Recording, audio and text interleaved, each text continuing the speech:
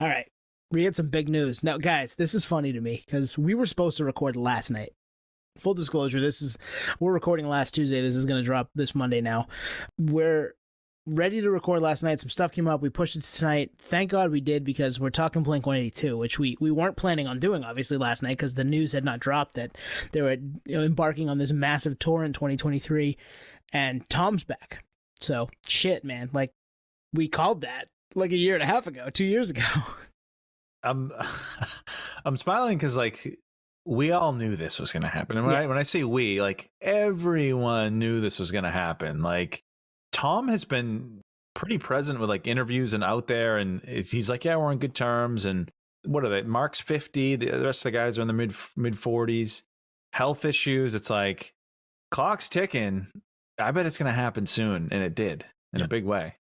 Yeah, and it makes, like, the nerd brain think, because before they announced it, when was it? August 1st or September 1st, they dropped, like, some figurines that people collect, and it had Tom on there. You know, it didn't have Matt Skiba, or as Tone would say, Skiba. No, that does Rob would say. Yeah. Skee-ball. Matt Ski-ball. Skee-ball. So there's been breadcrumbs. But I remember after they posted those figurines, then they started posting more content with Skiba. So it's like, Skee-ball makes me think, and we're all kind of super nerdy in this regard, but, like, maybe there was a back and forth, like Tom's asking for more money, or their managements are not getting along, and it's going to be, no, it's this way or the highway kind of thing. And eventually they came to the middle. They're like, all right, dude, this is OG lineup. This is, like Twan said, maybe like the last opportunity to really do this in full fashion. And ironically, Blink always gets back together in a recession. Is there a weird correlation there? Yeah. Cause and effect. The world needs us, guys. The world needs us. But yeah, new song Friday, right? Which has now been out for a couple days, called Edging, which is right up the BLINK-182 alley. As was the video they put out today, that's been out now about a week. Yeah. That's like... BLINK-182's coming. They're coming. All right, guys, they're back, and they're going everywhere. Like, it is a massive tour all over the world.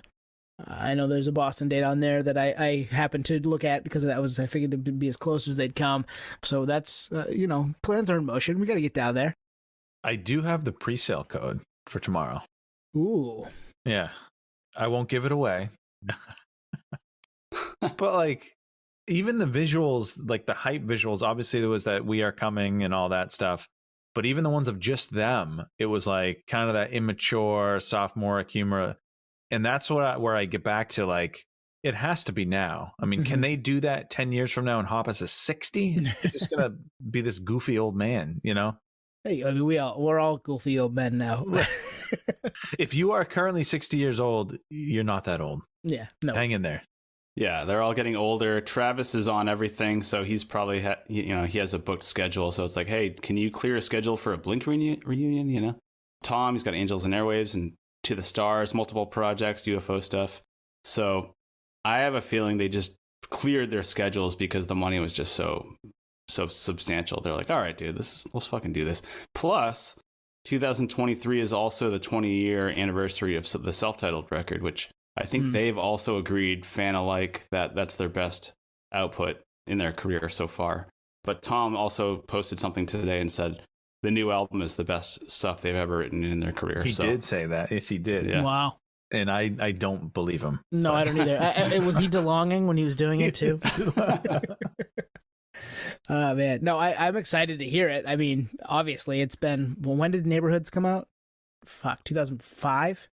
Something like that, right? It's been like almost 20 years since that dropped. So, and that has a couple good songs on it, but as far as like a follow-up to self-titled, it didn't hold the water that self-titled does. So I'm excited to hear, all the time that's passed with these guys, but at the same time, kind of get them back, even though Blink has still gone on with Skee-ball, and put out records that have some cool songs on it, but not the level that I wasn't paying attention to like I will with this, I think. Yeah, this is no joke. I think it's like, I was trying to count, like, probably 60 plus dates. Openers are stacked. And yep. I mean, what's the capacity of, it's at the TD Garden, right? In Boston? I think so, yeah. Yep. That's like 18,000 people. I mean, these aren't bullshit venues. Like, this is some big time coin coming in. Actually, that was my next point is, so here San Diego, where obviously the band is originated from, they're playing the Pechanga Arena, which is like an old ass arena. It's where I saw Toto and Journey. It's like Worcester Centrum, anyone from New England, like old school, you know what I mean? Like I feel like Blink, reunion, San Diego, I feel like that should be a Petco Park show. But it gets back to the points earlier with the whole negotiation behind the scenes. Like I think this is like, you know, soft opening. Like let's play some arenas. Like I think we'll sell those out. This is pretty big. I don't know if it's that soft. Soft opening. It's all over the world, man.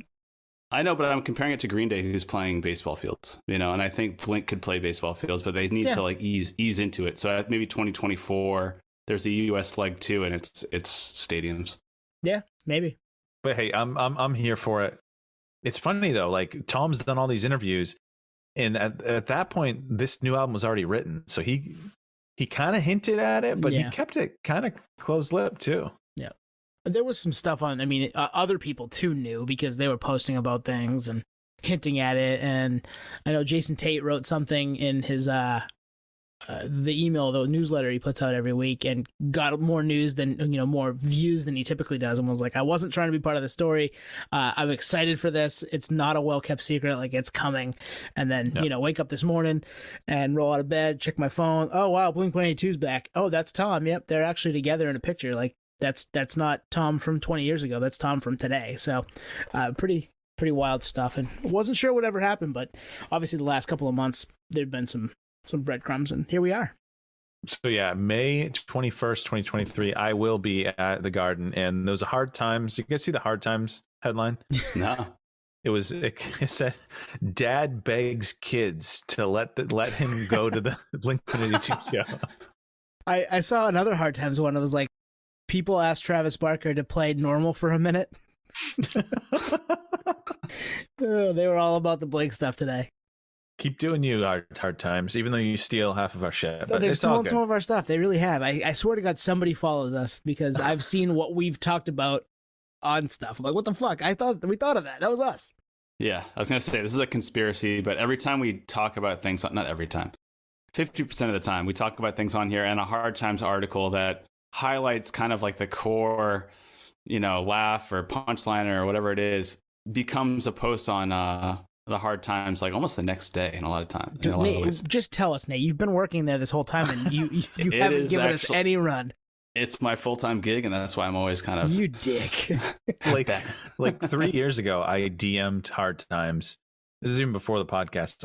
With what I thought was a brilliant headline that they should use, and they never used it. But the headline was, I'm paraphrasing, but frontman with no vocal ability opts for song that's 100% gang vocals. That's a great one. But they never used it. Well, we should make a post and just post that. So, I mean, it's now out into the world. So we should. Right. So we have 5 days before this airs to get that out. Yeah, you might have seen this on our socials by now. Oh, shit. Yeah, so exciting stuff. New Blink coming together, bands coming back together, putting out a song and maybe more, and then definitely touring the friggin' world on the soft opening coming at you next spring at 18,000 cap venues. The stress test. The stress.